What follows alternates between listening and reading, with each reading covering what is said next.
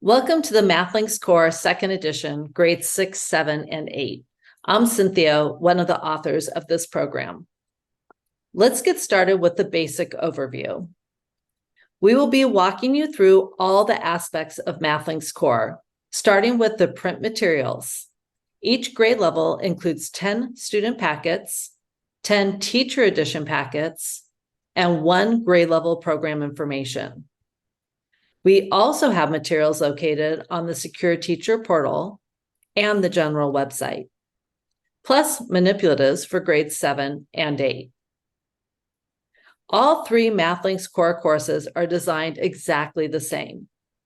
With each of the 10 units of study, students will work in a student packet as teachers guide them along with the support of a teacher edition and resources from the teacher portal. We'll describe all this to you as we move forward.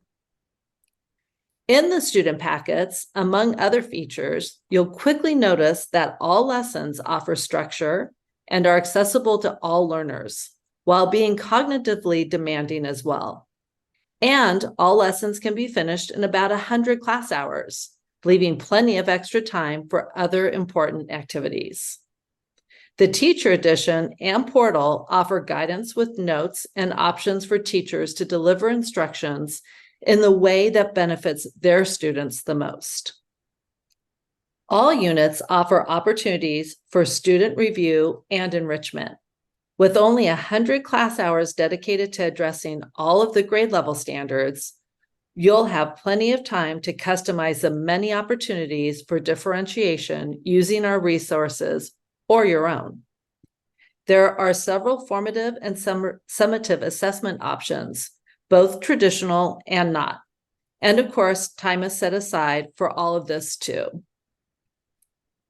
All 3 MathLinks courses begin with topics from supporting standard clusters that are interesting and engaging, and also non-number heavy, so that any needed review work can be built in before getting into the major work of the grade.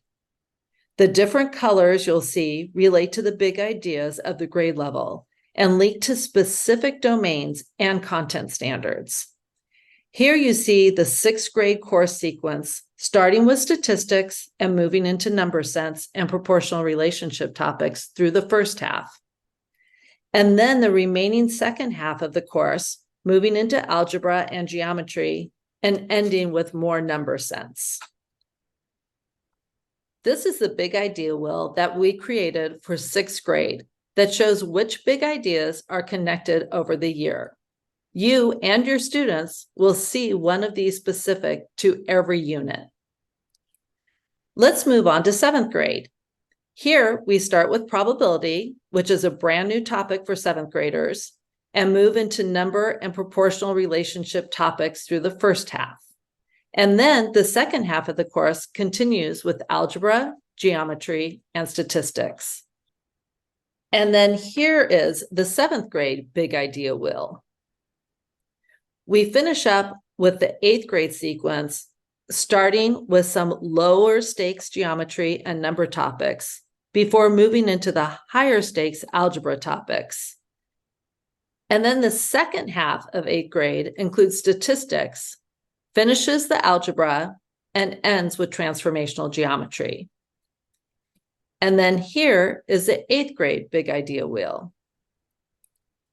Big ideas are a major theme of MathLinks courses. We've been very deliberate in making connections within each course that makes the content more meaningful to students and more efficient for instruction. This is one reason we can address all grade level standards for a course in about 100 class hours.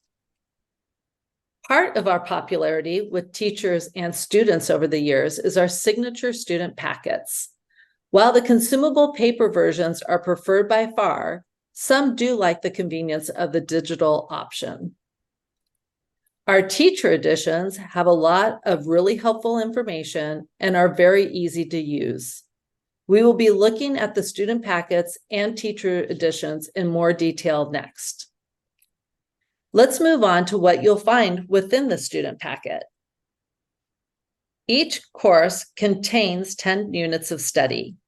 Here we are going to focus on showing work from grade 7, looking at Unit 9.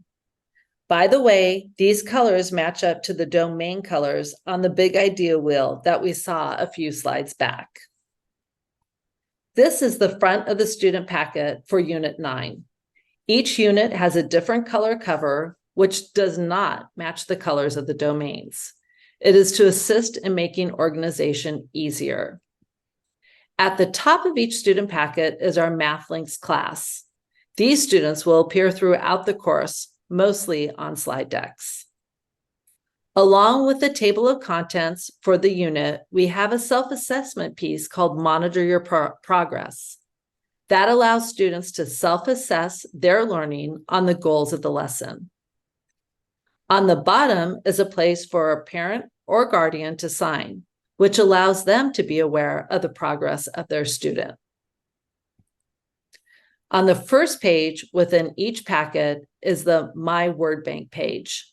It allows teachers to address relevant vocabulary as it comes up, and we provide precise definitions in the student resources at the back of each student packet.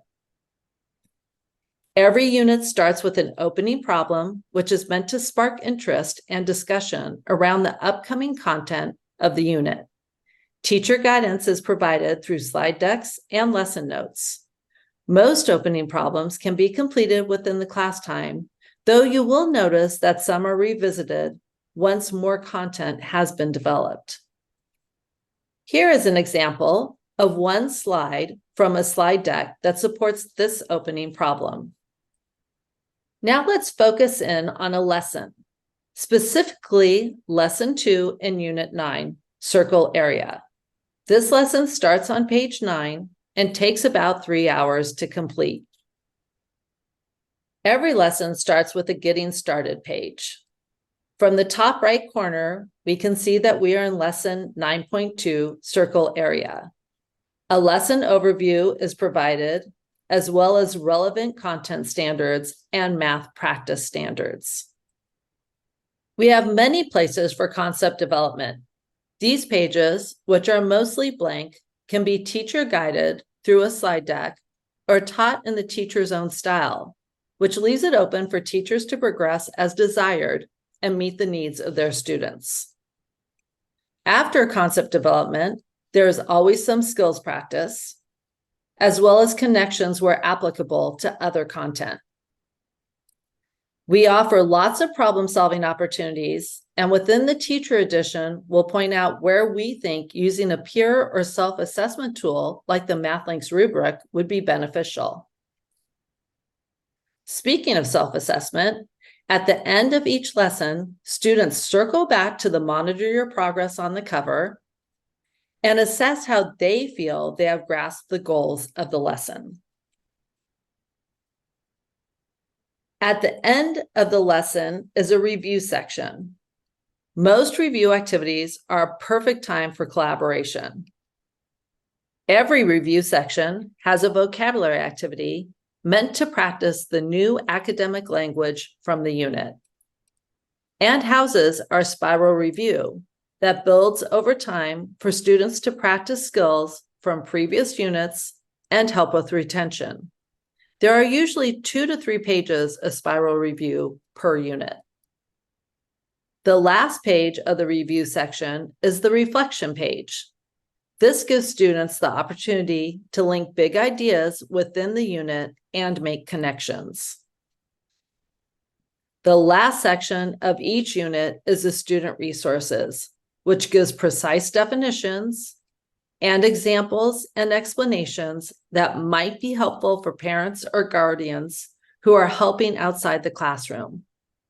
These student resources are also found with the parent letter under parent support on the general website. The last item in the student resources is the complete list of content standards and standards for mathematical practice for the unit. So now that we saw the student materials, let's look at the teacher edition. The front section is where you'll find basic planning information. It starts with a complete list of content and practice standards for the unit. The unit planning page gives you important information as you begin to plan this unit of study. You'll notice here is where you'll see that lesson 9.2, which we looked at in the student section, is suggested to take 3 hours to complete, as well as the suggested hours for all lessons and sections of the unit. There is a detailed page of options for different users, some focusing on the student and others for the adults assisting in the learning. Where applicable, there are math background notes that provide further explanations and sometimes just interesting information that are written for the teacher. There is always a teaching tip section, which is where teachers can find how to apply the standards for mathematical practice within each unit, as well as examples and strategies to support different learners. Teaching Tips has information regarding big ideas and their connections to prior and future work across the grades. Gives questions to pose to students, and on occasion, some misconceptions are addressed. The last section of the front matter are the reproducibles. On the unit planning page, we let teachers know how many of each reproducible will be needed and for which lessons, or if they are optional. The second half of the teacher edition is the student packet with answer keys. Here is that concept development lesson we saw in the student packet with complete answers, and includes some possible math practice connections and planning information icons at the bottom. Every slide deck lesson is accompanied with lesson notes and thumbnails of the slides. And sometimes it includes links to applicable technology. And if teachers desire not to use the slide deck, we do offer a slide deck alternative page. Now let's look at some of our other resources. On our website, you'll find the teacher portal for your grade level. And you'll also have access to our special skill boosters and a selection of math puzzles and games at no extra cost. With your secure login, you'll be able to access all of the extra components that you'll want to use with your students for your grade level content. On our teacher portal and on the public website, you'll find parent letters for each unit in each grade level, in English and in Spanish, to help our parents and guardians stay informed. Let's go back to our big idea discussion for a moment. Remember when we said that we can address all grade level standards in about 100 class hours?